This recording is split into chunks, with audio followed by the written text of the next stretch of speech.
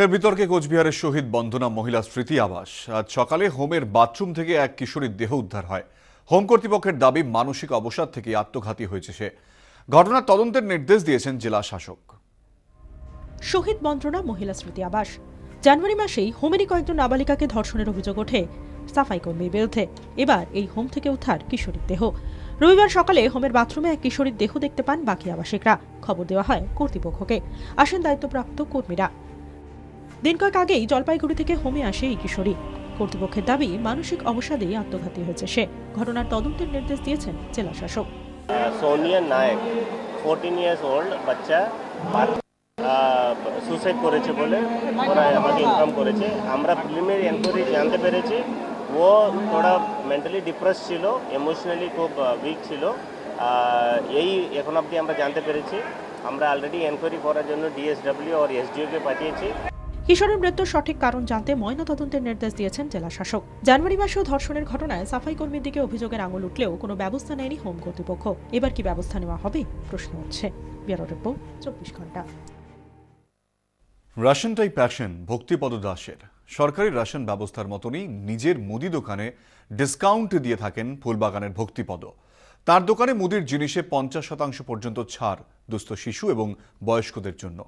শিশু বয়স্ক তো বটেই, অন্য যে কেউ বাজারের থেকে অনেক কম দামে চাল ডাল কিনতে পারেন ভক্তিপদের মাতৃভাণ্ডার থেকে।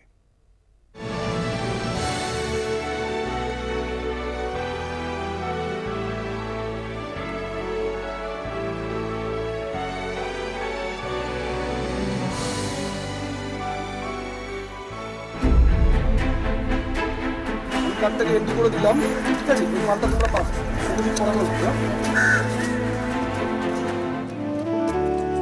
তিনি উপাধি পাননি বটে, কিন্তু জায়গা করে নিয়েছেন মানুষের মনে।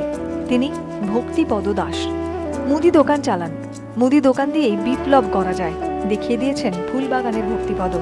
এলাকায় পরিচিত ভজাদা নামে। মাগ্গিগন্ডার বাজারে তিনি দেখিয়ে দিয়েছেন বাজারে কম দামেও মেলে ভালো জিনিস। ইনি যে 50% দিচ্ছেন, খুব ভালো জিনিসও ভালো। এই যে ময়দার দাম এখানে এলে কম, তেলের দাম যে বাইরে যা এখানে এলে কম।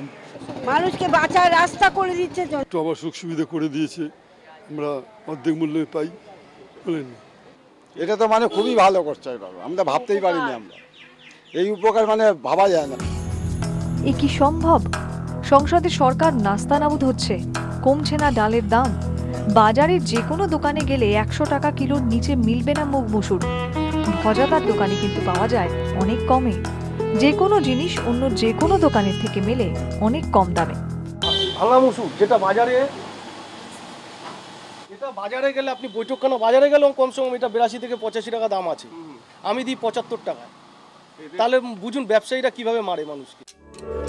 ভজাদার দোকানে সবার জন্য ডিসকাউন্ট, 50% পর্যন্ত ছাড় দুস্থ শিশু এবং বয়স্কদের জন্য। ওদের এটা 25 থেকে 30% কমে দিচ্ছি। তারা যদি টোটাল নিত্য প্রয়োজনীয় দ্রব্যটা কেনে, দেখা যাবে তাদের বাজার দর থেকে 25 থেকে 30% সেভ আছে।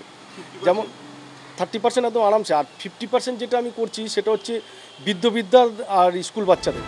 কিভাবে এই অসাধ্য কাজ করেন ভক্তিপদ? কি করে বোঝেন কার ন্যায্য মূল্যের থেকেও কম দরে রেশন দরকার? ফ্লেক্স টাঙিয়ে তার কাছে আবেদন করতে বলেছিলেন ভক্তিপদ দাস।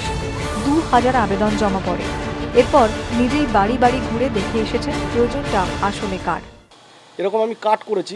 কার্ডগুলো হচ্ছে ওই মানে সাবসিডি কার্ড যেটাকে বলছি, ওই কার্ডটা তাদের কাছে একটা থাকবে, আমার কাছে একটা থাকবে। তারা প্রত্যেক মাসে যখন আসবে, জাস্ট লাইক রেশন দোকানের মতন আমি নিজে সার্ভে করেছি, বাড়িতে বাড়িতে গিয়ে সার্ভে করেছি। দারিদ্র্যকে খুব কাছ থেকে দেখেছিলেন ভক্তিপদ দাস। এখন তাঁর 3টে মুদির দোকান। মুদির দোকান করার পরও তার কষ্টের দিনগুলি ভুলতে পারেন না তিনি। তাই তো প্যাশনই রেশন। গোটা রাজ্য জুড়ে গড়ে তুলতে চান মাতৃভাণ্ডার। সাহায্য চেয়েছেন মুখ্যমন্ত্রী মমতা বন্দ্যোপাধ্যায়ের কাছে। রেশন যদি সত্যি এরকম হতো তাহলে এরকম হাসি খুশি থাকতেন এরা। ভজাদা মানে ভক্তিপদবাবু এটা করে দেখিয়ে দিয়েছেন। মাঝে মাঝে বিশ্বাস করতে অবাক লাগে, এসে দেখতে হয়। আর একেই বোধহয় বলে প্যাশন রেশন। কুণাল গাঙ্গুলির সঙ্গে প্রীতম দে, 24 ঘন্টা।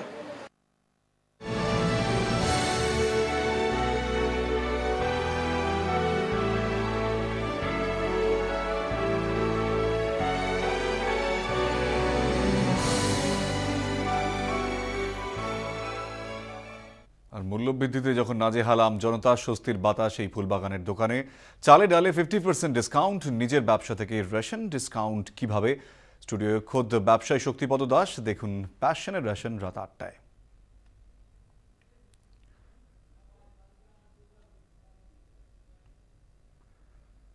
চোখ রাখবো পরের খবরে। ফের গণধর্ষণ নয়ডায়, এবার ডাকাতদের হাতে গণধর্ষণের শিকার মা ও মেয়ে।